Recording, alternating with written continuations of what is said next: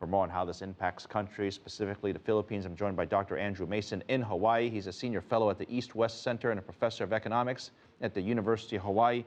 Professor, welcome to the show and thank you for joining us. Let me ask you this. This population, some would argue that it's a great thing for a country to add more and more people because ultimately they become workers and that helps GDP and so on. But there's another aspect to it as well, that these folks will have to be taken care of as well, especially in its early age. Which way is better? Well, there's no doubt that you, with population growth, add more workers, but you have to add children first. And that's a big issue for the Philippines, is they have so many children. Children are wonderful for those of us who have them, but they are not productive, and they certainly cost a lot. When you think of a country like the Philippines, they've been growing just fine. They haven't had any major population issues.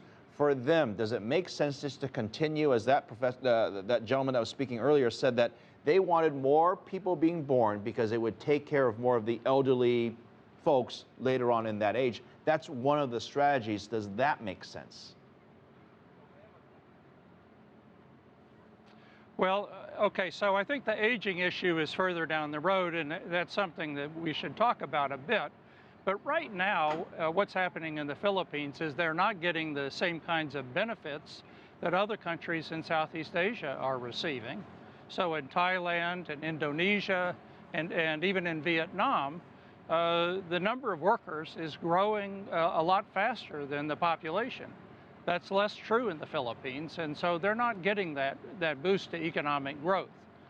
If the new policy is effective and women decide to have fewer children, it will be a boon to economic growth in the Philippines, something we call the demographic dividend. Does the government, and this pertains to all governments, not just in the Philippines, any place where you have so many kids being born, I mean, there's obviously an infrastructural need, not just hospitals, you need more doctors, you need more caretakers. There's a lot of things that go into raising kids. Is the government, are they ready for that? Do they have that infrastructure in place, these developing countries?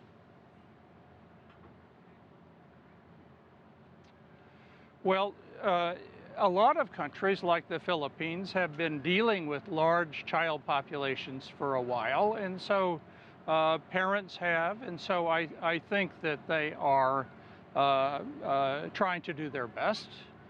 They're struggling with it, but we know that as people have fewer children, that they are able to devote that infrastructure.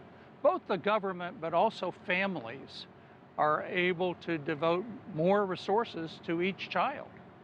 And so that's one of the great benefits of having lower fertility and slower population growth, is that you can have a great deal more investment, especially in education. And we've seen this throughout the region. We see that in especially East Asia, in China, Japan, Korea, Thailand. All are investing much more in education for each child. It was true in the past. I'm glad you brought up China, because I was going to ask you, they're talking about basically changing the one-child policy, and that's pretty much already more or less a foregone conclusion. But there are some critics out there that would argue that exactly what you just said, is that you don't have the focus on the family on just the one child, and now you have to spread that around. In terms of China, where does it lie in terms of demographic going forward for their future if they move ahead with this? Well, I'm in favor of relaxing the one-child policy, and I'm glad to see that China is doing that.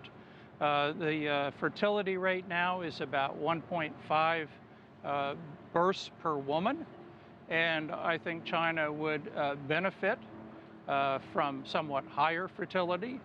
I don't think there's any reason that China needs to panic about aging. They have a long time, and I think they're very well positioned to deal with aging issues. All right. So I think China's doing the right thing, and they should continue down that road. Dr. Andrew Mason, you win the award for the best-looking background on today's show from the University of Hawaii there. Thank you very much, Professor of Economics.